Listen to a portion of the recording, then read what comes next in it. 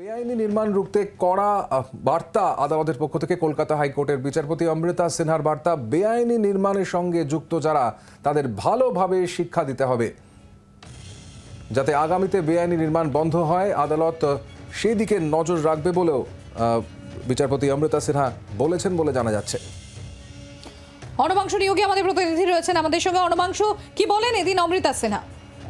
দেখো, বিচারপতি অমৃতা সিনহা কিন্তু গতকাল এবং আজকে তিনি কিন্তু কড়া মনোভাব দেখাচ্ছেন এই বেআইনি নির্মাণ মামলার ক্ষেত্রে।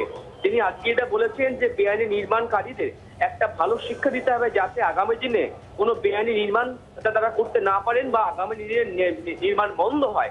সেই কারণে কিন্তু আদালত একটা পদক্ষেপ নিয়েছে, এটাই যে প্রথম দফায় আদালত 1 লক্ষ টাকা জরিমানা করেছিলেন যে অভিযুক্ত প্রমোটারকে, সেই অঙ্কটা কিন্তু বাড়িয়ে দেওয়া হয়, সেই অঙ্কটা 2 লক্ষ টাকা করে দেওয়া হয়েছে এবং বলা হয়েছে আগামী 22 তারিখের মধ্যে 22শে মার্চের মধ্যে সেই টাকা জমা দিতে হবে এবং কোনোভাবেই কিন্তু কোনো ইন্টারফেয়ার মানা হবে না। সেই কারণে এই পদক্ষেপ। আদালত আশা করছে যে এইভাবে আদালত শিক্ষা দিলে কিন্তু আগামী দিনে অবশ্যই বেআইনি নির্মাণ বন্ধ হবে। ধন্যবাদ অনবাংশু। বাংলার আওয়াজ, বাঙালির আবেগ, জি 24 ঘন্টা।